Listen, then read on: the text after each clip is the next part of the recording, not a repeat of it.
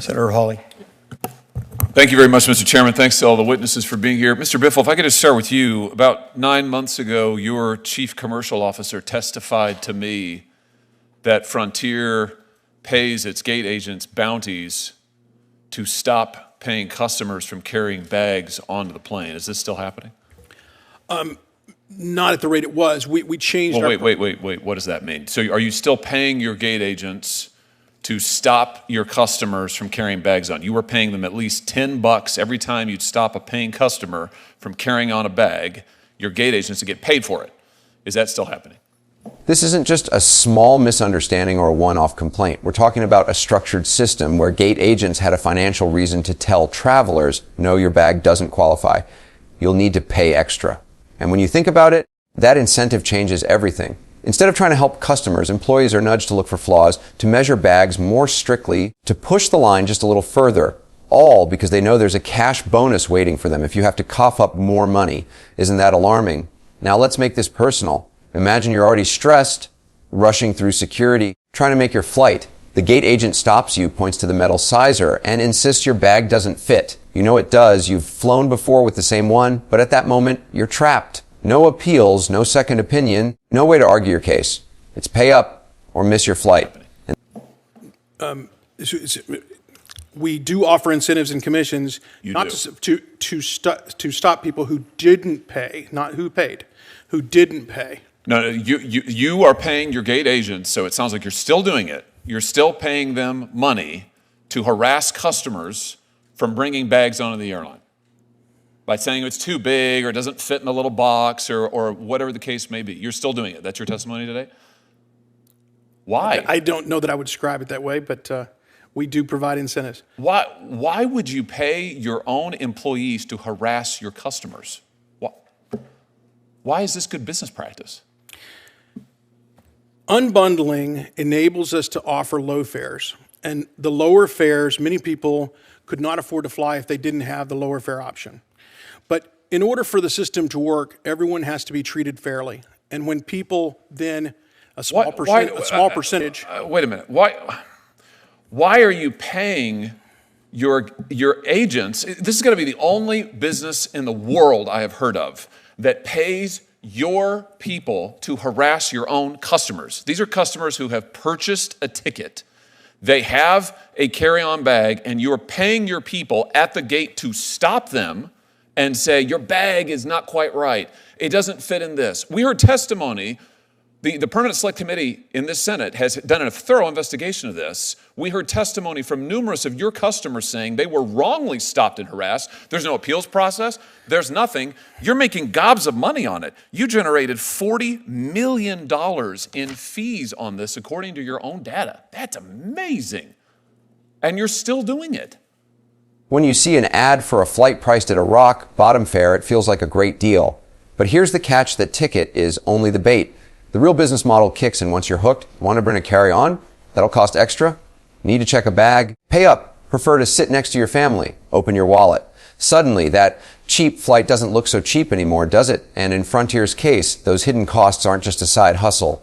They are the business. How does that sit with you as a traveler? Now, let's be clear, all airlines charge fees, but Frontier has taken this to another level. 62% is not just a minor supplement, it's the majority of their revenue. That means the system isn't designed around serving passengers, it's designed around squeezing them. Lawmakers even pointed out how shocking it is that so much of the company's profit comes from frustrating and exploiting its own customers. And here's the question that cuts to the core: if an airline's success depends on how much extra money it can extract from you, where does that leave your trust, your comfort, and your dignity as a passenger? I mean, in what world is this defensible? It's fair. It's fair to whom? Well, you continue to insinuate that they paid for their bag, and they did not pay for their bag. They paid for a ticket that allows them to have a carry-on bag, and you're paying your agents to harass them, to stop them from carrying it on. You know, only other airline I know of, Spirit, was doing this, and they stopped because they said it was a terrible experience for the customers. Your customers hate it. This is one of the reasons they hate to fly. I can't believe you're still doing it. How much money have you made on it this year so far? Considerably less, if you'll let me speak. What we did is we introduced the new Frontier, We have very simple branded choices, complete transparency. Wait a minute. How much, first of all, you're not a victim here, Mr. Biffle, okay? You are making billions of dollars, and you're treating your customers appallingly badly. And the fact that you are still paying your employees to harass your own customers, I think, frankly, is unconscionable. I said this 9 months ago. I thought for sure it would have stopped by now, but I can't believe you're still doing it. So I don't feel sorry for you one little bit. In fact, I think you should apologize right now to all of your customers for what you're doing to them. And I think you should turn around and give them back the money that you've taken by forcing them to surrender their bags and pay extra fees after they've already paid a price. I mean, I don't get it. You seem to be totally baffled by this. You think that this is just fine.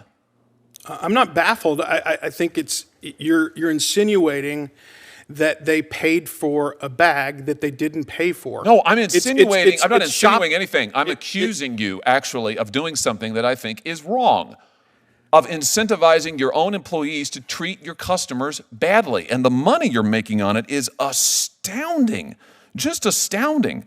$40 million in fees. 62% of your revenues come from these ancillary fees, of which these additional baggage fees are part of it.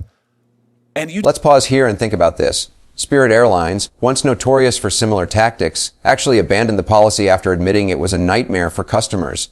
They recognized the damage it was doing to their brand and chose to walk away from it. But Frontier, they seem determined to hold on to a system that rewards employees for turning your travel experience into a financial ambush. And that raises a critical question. If one airline could admit it was wrong and change, why can't Frontier? Or more importantly, why won't they? The CEO's reluctance to commit tells us something about the company's priorities. When lawmakers pressed him, he shifted the blame back onto customers, claiming that only people who bought the basic product were affected, not those who purchased upgraded fares. But that's missing the point, isn't it? Customers don't walk into an airline expecting to be tricked into upgrades. They expect honesty. They expect fair treatment. And if an airline can't deliver that at the most basic level, how can you trust them at all? And you just seem to see nothing wrong with this. I mean, do you not understand that this is why people hate to fly? They hate that they are treated terribly when they go to the airport by airlines, and you're paying your own people to do it. Do you want to say anything to your customers or to the flying public? I think we've made huge progress in this area this year. We have introduced, as I started to say, we've introduced an economy product. That product is for $20 to $30, gives you free change fees, free seat assignment, carry-on bag. The persons that you're discussing are the people who bought a basic product, not that product, and they didn't pay for it. Will you commit to quit giving incentives to your employees to stop customers and take their bags away? Will you stop that? Your other airlines have done it, your competitor airlines, your peer airlines. Will you commit here today to stop paying your employees to harass customers? Can I ask a question? So, I'd like an answer to mine first. We will look at that, but I don't. That doesn't sound like a yes or a no. Can you just say, yes, we will stop paying our gate agents to harass our own customers over their bags? We are not harassing customers. Yes, you are, and I invite you to read the report by the Permanent Select Committee of this body that investigated this and took testimony from your customers. Indeed, we took testimony from your own executives on this. This is a reality. Or alternatively, you could go out to DCA here and go and ask some of your customers how they feel about it. I know what they'll tell you. They'll tell you what they told us. They hate it. They feel badly treated. They feel like they're treated like cattle. And you're making tens of millions of dollars off of it. And I just think that's wrong. I just think it's ridiculous. I've got a lot more questions for you, but I know other people want to ask questions. Thank you.